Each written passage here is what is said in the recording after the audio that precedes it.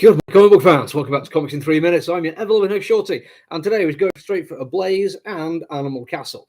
From the title, you're probably thinking to yourself, Animal Castle, that sounds like it should be familiar. Yeah, it's effectively an unofficial sequel to Animal Farm, which means there's going to be some political debate going on here. And as much as I would like to get into an awful lot of detail on this kind of thing, there's a few points which are worth mentioning, but the rest of it, I've got to say, you're probably going to be aware of. Animal Farm exists in the popular culture in such a way that people who've never read it can probably talk about it at length, myself included, really. I'd say I've never read it.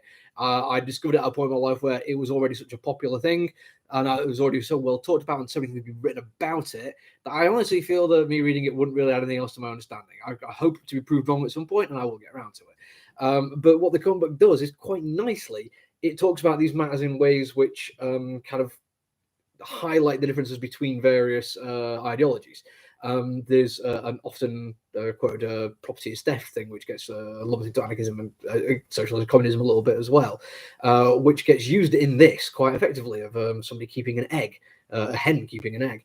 But what's often misunderstood about that is the difference between private property and personal property. Private property being what is taken from as a means of production and then privatized and sold on for profit, whereas personal property is something that you've created yourself. It will remain yours. That is basically privatization is what takes that and makes it private property to be sold on. That little misunderstanding starts a lot of arguments between people on various kind of social demographics and political demographics. This comic book kind of highlights it fairly early on, but doesn't get into a lot of detail on it. And I think simply because it's aimed itself at an audience which will already read and have read and understood Animal Farm, and probably knows a little bit about the struggle between capitalism and anarchism and various other socio-political debates and economic debates at that point as well. So all this stuff is in there and absolutely worth talking about. But I'm already 2 minutes into a 5-minute review and I've barely talked about comic book. So let's get to that, shall we? First off, I'm going to talk about the writing. Sometimes the dialogue between characters comes across as slightly less naturalistic than I'd like. But again, the nature of this comic book is kind of to be polemic, and I think it's allowed to use the language that would be appropriate for that without being criticized, because it uses it effectively. It gets the point across very, very well indeed, and it doesn't completely remove the nature of these the characteristics from the people saying things. You get a sense of who these creatures and animals are by how they talk to each other. So it's not just over the top overall language. I keep wanting to use the word humanity, but we are literally talking about animals. If the word humanity comes out, please understand that I do mean the animals in the comic book. And speaking of the animals in the comic book, it's time to talk about the artwork style. Both the writing and the art have a more European style to them. And by that, I don't mean like just England, I mean mainland Europe specifically. I'm reminded of Asterix and Blacksad for both how they use a certain kind of smooth sweeping line and how they even put things like their thought bubbles and speech bubbles onto the page.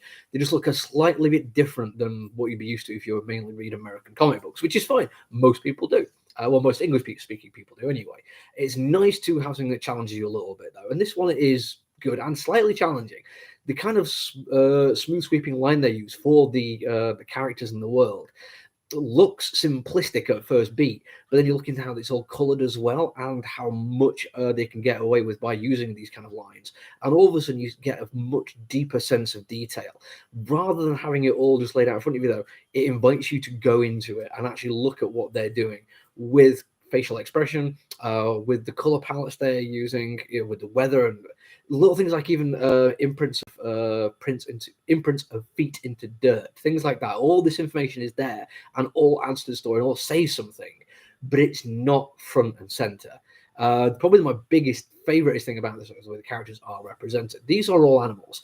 There's a certain level of anthropomorphization to them, but tiny little things, basic things which would just allow the story world to make more sense.